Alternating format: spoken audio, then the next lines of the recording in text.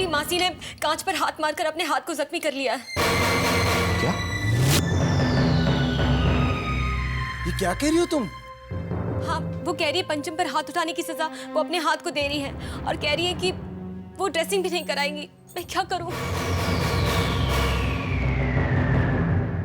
ये क्या पागलपन है उसका? कमलेश, तुम्हें कुछ पता है इसके बारे में? मुझे नहीं पता भाई साहब, मुझे सचमुच कुछ नहीं पता। मैं भी गया था उससे पूछने के लिए कि तुमने पंचम पर कैसे हाथ उठा दिया, तो कहने लगी आपस का मामला है, आप अलग रहो, इसलिए मैं खामोश हो गया। बेटा फर्स्ट एड बॉक्स लेकर आओ, हरी आप, जल्दी आओ।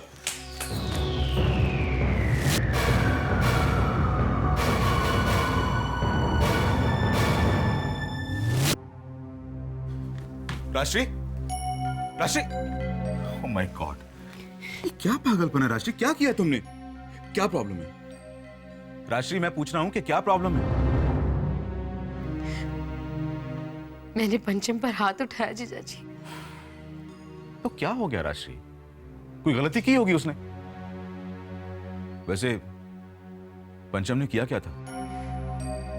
राष्ट्री, मैं तुमसे पूछ रहा हूं कि पंचम ने किया क्या था? मैं बताती हूँ उसने क्या किया था।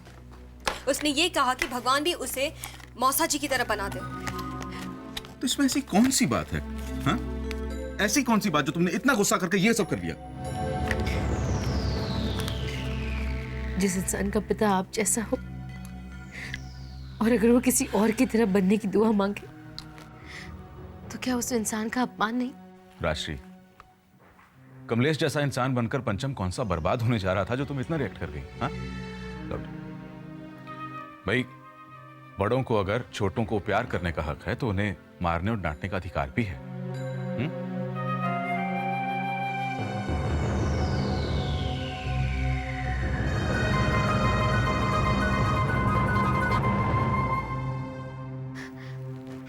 रहने दीजिए जीजा जी। नहीं, अभी बस कहाँ हुआ? बैठे रहो आराम से, बैंडेज लो बेटा जल्दी। शुक्र है कि ज्यादा चोट नहीं आई, वरना लेने के देने पड़ जाते। ठीक है बेटा, सुबह होते ही मौसी को डॉक्टर के पास ले जाना। राशि, अगर तुम कहो तो अभी चले डॉक्टर के पास। मुझे इस वक्त कहीं नहीं जाना। मेरे ख्याल से तुम्हें अशोक भाई साहब के साथ चले जाना चाहिए राजश्री, इसी बहाने सैर सपाटा भी हो जाएगा। हाँ? चले राशि? नहीं। कमलेश, राशि का अच्छे से ध्यान रखना। मेरी क्या जरूरत है, आप है ना। क्या मतलब? अरे अशोक भाई साहब, आपकी लाडली साहिबा मुझे नाकारा समझती है क्योंकि मैं यहाँ नया हूँ। यहाँ जो भी कुछ कर सकता है आप ही कर सकते हैं, इसलिए देखा नहीं कैसे करारा सा जवाब देकर मुझे खामोश कर दिया। और तुम बुरा मान गए? नहीं, लेकिन अच्छा भी नहीं लगा। भाई, राशि की तरफ से मैं तुमसे माफी मांगता हूँ। कमलेश, दरअसल पंचम और राशि का रिश्ता ही ऐसा है। भाई, इस रिश्ते में तो ये मुझे भी इंटरफेयर करने नहीं देती। अब देखो, ये उसी का नतीजा है। एंड आई एम श्योर कि ये पंचम इस वक्त जहां कहीं भी होगा वो भी इसी तरह बेचैन होगा जैसे राशि बेचैन है। और जब तक वो दोबारा आकर राशि से माफी नहीं मांग लेता वो चैन से सो नहीं पाएगा। I know that. अजीब सा रिश्ता है इन दोनों का। हाँ, अजीब सा रिश्ता है। लगता ही नहीं कि इनका सगा रिश्ता नहीं है।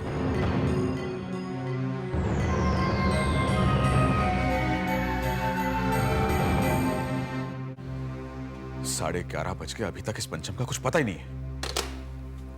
उसका मोबाइल अब भी स्विच ऑफ ही आ रहा है। कमलेश, ये पंचम ना, अरे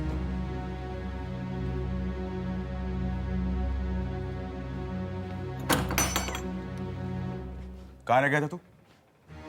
और तेरा मोबाइल क्यों ऑफ है? हाँ, डैड, मंदिर में था आत्म शांति के लिए। तू वहां मंदिर में बैठा था और यहाँ घर पे मौसी ने क्या किया तुझे कुछ पता है? मौसी ने? तुझे मारा था ना उसने। जिस हाथ से मारा था उसी हाथ को सजा देने के लिए अपना वो हाथ जख्मी कर बैठी है। विकार जो करा दे वो कम है। मोह में फंसकर हाथ उठाया और मोह में फंसकर हाथ जख्मी किया। अब सोच कर रहा है, जा जाके संभाल उसको। जी।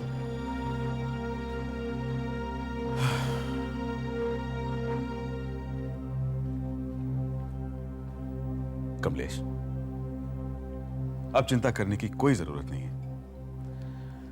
पंचम आ गया है ना, तो देखना ये सब संभाल लेगा।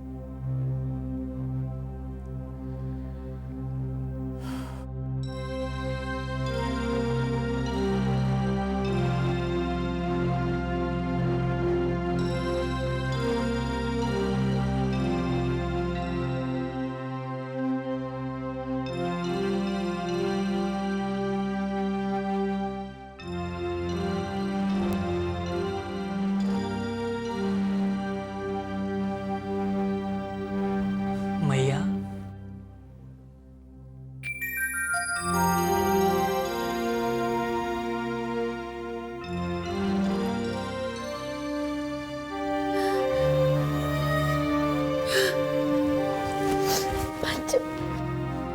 कहाँ चला गया था रे तू?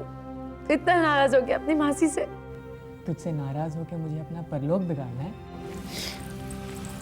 क्या मतलब? मेरा मतलब कि कुछ ज्ञानी पुरुष कहते हैं कि जो माँ से दूर जाते हैं ना, उन्हें तो भगवान भी शरण में नहीं लेते हैं।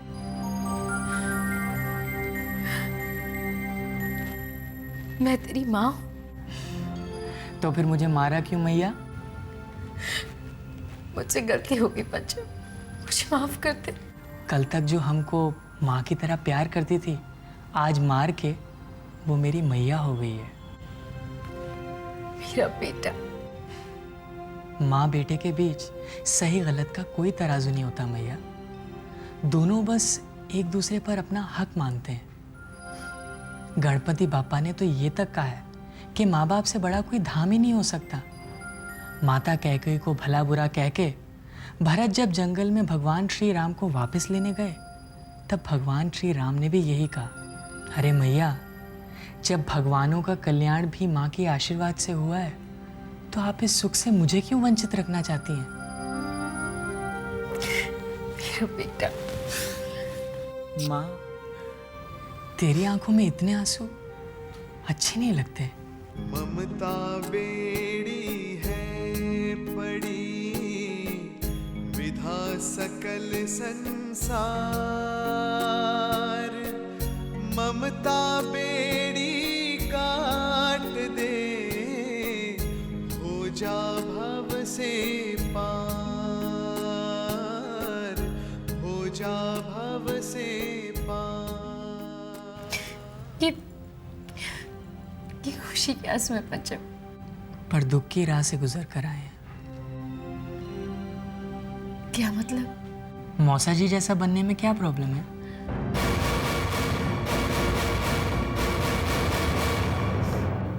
बता ना, मौसा जी जैसा बनने में क्या प्रॉब्लम है? देख, मैं फिर तुझे मारूंगी। फिर भी मैं यही पूछता रहूंगा और बार बार पूछूंगा जब तक तू बताएगी नहीं, क्योंकि मुझे पता है कुछ ना कुछ गड़बड़ है।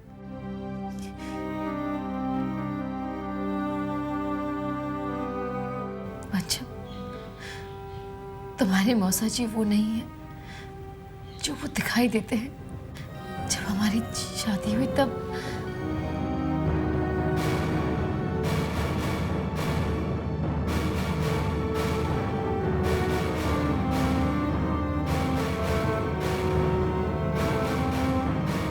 अब तू ही बता पंचम, कौन माँ चाहेगी कि उसका बेटा झूठा, जुआरी और जालिम बने? मैया, अब तक तू ये सब क्यों सहती रही? क्या तुझे अपने बेटे और जीजा जी पर भरोसा नहीं था?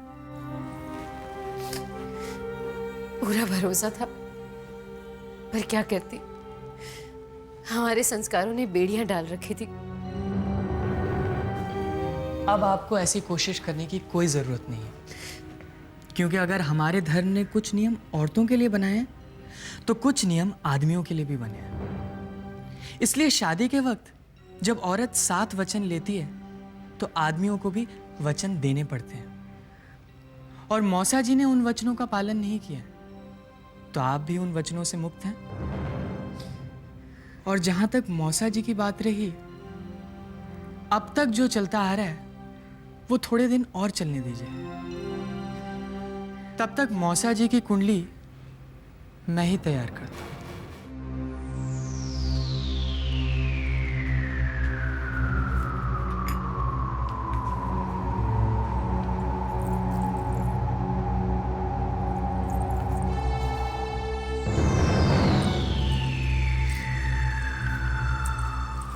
चाय ठंडी हो रही है, पी लीजिए, वरना खुद गर्म करके पीनी पड़ेगी। टीना मुझे डॉक्टर के पास ले जा रही है। एक्सप्लेनेशन देने की कोई जरूरत नहीं है। यहाँ तुमसे कौन सवाल पूछ सकता है? यहाँ की तो तुम बैंडिट क्वीन हो। और हर कुत्ते के दिन बदलते हैं, मेरे भी बदलेंगे। मैं यहाँ रहूं या कहीं और, तुम्हें वैसे ही रहना होगा जैसा मैं चाहूंगा।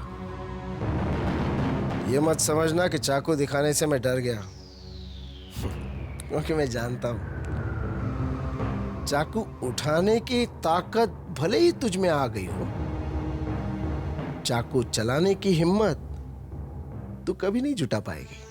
जानते हो फिर सुनाते क्यों? सुना नहीं रहा हूं, बता रहा हूं। गलतफहमी में मत रहना।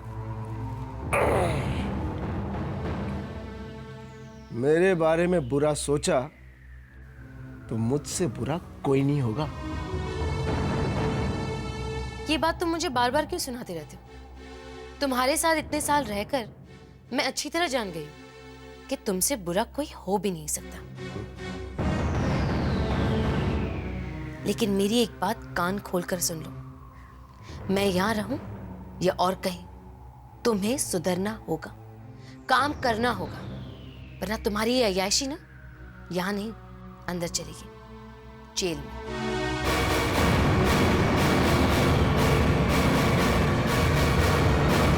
समझे?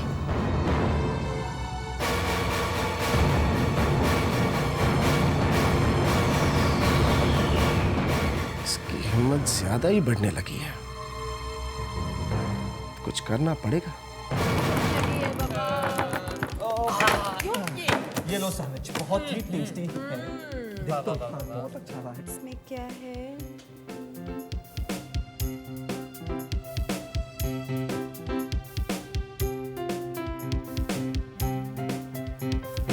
आहा, क्या सैंडविच है।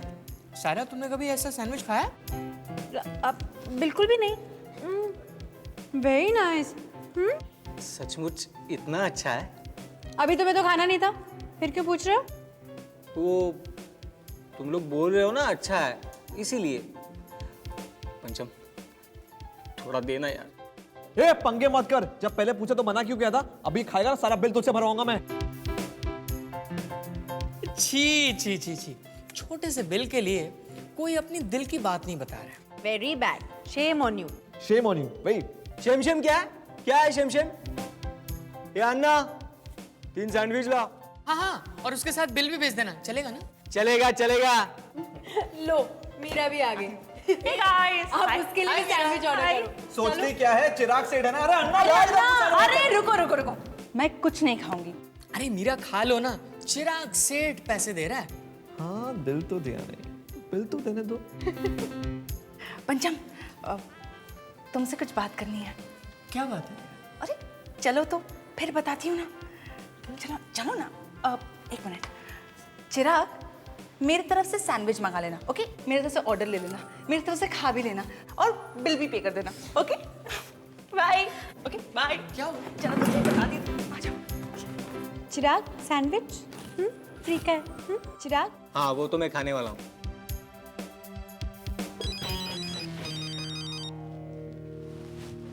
हाँ मिश्रा जी बोलिए। What? क्या बकवास कर रहे हैं मिश्रा जी आप? ऐसे कैसे डेलीगेशन चीफ बना दिया उनको? और आप लोग वहां बैठे झक मार रहे थे क्या? अरे आप लोगों को इमीडिएटली ऑब्जेक्शन लेना चाहिए था ना। अरे क्या ऑब्जेक्शन लेते नमित बाबू? जिस तरह रोशनी के एक बारीक से कतरे को घनघोर अंधेरे में भी छुपाया नहीं जा सकता ना, ठीक उसी तरह इस बात से भी इनकार नहीं किया जा सकता कि मिस्टर अशोक रमन के नाम, रेपुटेशन और इमेज मिस्टर किशोर से कहीं ज्यादा आगे हैं, क्योंकि ये मामला देश के सारे एक्सपोर्टर से जुड़ा हुआ था। इसीलिए कोई भी सच्चाई से मुंह मोड़कर अपनी दोस्ती निभाने का रिस्क नहीं लेना चाहता था सर। आप लोग सबके सब मतलब परस्त हैं मिश्रा जी, सबके सब। हमारे अशोक भाई साहब की किस्मत बहुत ही तेज है सिंघानिया साहब। जिस काम में हाथ डालते हैं कामयाबी मिलती है उन्हें। लेकिन हम भी चुप बैठने वाले नहीं हैं, कुछ ना कुछ जरूर करेंगे। मिस्टर नमित, एक पुरानी कहावत है, गिद्धों के चीखने से जानवर नहीं मरते। ठीक उसी तरह आपके सिर्फ सोचने से अशोक का कुछ नहीं बिगड़ने वाला। मैंने तो आपके भाई साहब से पहले ही कहा था कि अशोक आपके बस में नहीं रहा। आपका ये ब्रह्मास्त्र भी उसका कुछ नहीं बिगाड़ सका। सिंघानिया साहब, ब्रह्मास्त्र चलता तब तो असर दिखाता ना, लेकिन हमारी माताजी के लेकिन किंतु परंतु अगर मगर जैसे झुंझुने लेकर जो लोग जंग जीतने के लिए निकलते हैं ना मिस्टर नमित, उनका हश्र आपके जैसा होता है।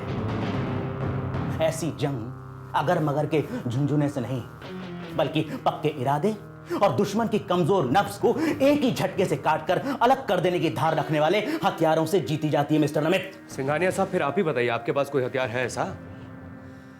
अगर आप अशोक को जीतना चाहते हैं तो सबसे पहले आपको 2 काम करने होंगे। कैसे 2 काम?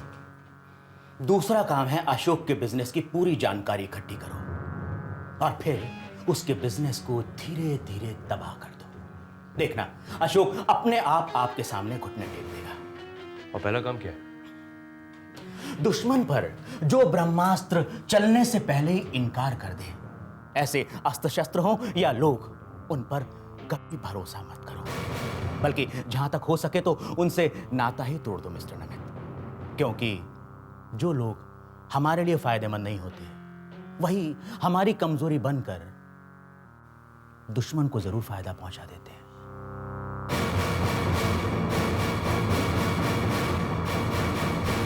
मेरे पास फिल्म की 2 टिकटें कब की है? आज शाम की। ओहो मीरा, आज शाम की है ना? आज शाम को घर पर कुछ जरूरी काम है। अरे काम तो कल भी हो सकता है, पर पिक्चर वापस नहीं देखी जा सकती। ब्लैक में लाई हूँ टिकट, फिर नहीं मिलेगी। अच्छा मीरा, तुम एक काम करो, तुम किसी और को ले जाओ ना। अरे किसी और को लेके जाने की क्या बात है, तुम चिराग को ले जाओ, वो खुश भी हो जाएगा ना। वो तो खुश होगा, उसकी फीलिंग्स की फिक्र है तुम्हें, और मेरी फीलिंग्स। मीरा लिसन, तुम्हारे जैसा बकवास इंसान ना मैंने आज तक नहीं देखा। जो लड़की तुमसे इतना प्यार करती है, तुम उसी से कह रहे हो वो किसी और के साथ फिल्म के लिए चली जाए, और वो लड़का है कौन? तुम्हारा फ्रेंड जो मुझ में इंटरेस्टेड है। रिडिकुलस ना पंचम। मीरा सुनो तुम, मेरी अरे तुम कैसे इंसान हो, किस मिट्टी के बने हो तुम पंचम?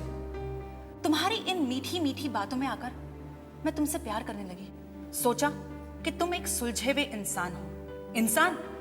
तुम तो इंसान भी नहीं हो पंचम, क्योंकि अगर तुम इंसान होते ना तो प्यार की उस हर बूंद के लिए प्यासे होते। प्यार के लिए खून की नदियां बहा देते, ना कि अपने फ्रेंड को कहते कि मीरा से प्यार करो। मीरा, अगर तुम मुझे कुछ मौका दोगी तो मैं एक्सप्लेन कर पाऊंगा। क्या बोल सकते हो तुम? अब बाकी क्या रहा है बोलने के लिए पंचम? मीरा, बहुत कुछ बचा है। तुम्हारे दिल पर ठेस पहुंचाने का मेरा कोई इरादा नहीं था। राइट। तुम मुझे जिस नजर से देखना चाहती हो वो तुम्हारी फीलिंग्स का नतीजा है, लेकिन मैं तुम्हें और चिराग को एक फ्रेंड की हैसियत से देखता हूँ, और कुछ नहीं। बस हमारे पॉइंट ऑफ व्यूज में फर्क है, इसलिए चिराग को अपनी मोहब्बत के लिए आगे बढ़ाने में मुझे कोई तकलीफ नहीं होती। लेकिन मीरा, तुम जिस राह पर चलना चाहती हो उस राह पर आगे बढ़ के मंजिल ना पाकर तुम्हें बहुत तकलीफ होगी। इसलिए दोस्त होने के खातिर मैं चाहता था कि तुम इस तकलीफ से गुजरो ना। क्या मैं गलत कह रहा हूँ?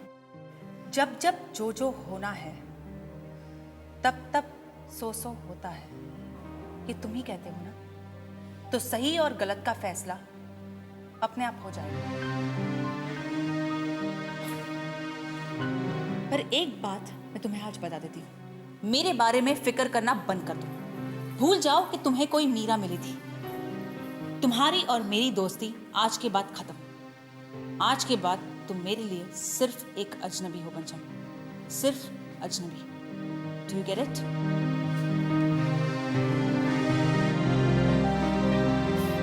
रिश्ते भले ही टूट जाएं, पर पहचान कभी अजनबी नहीं होती।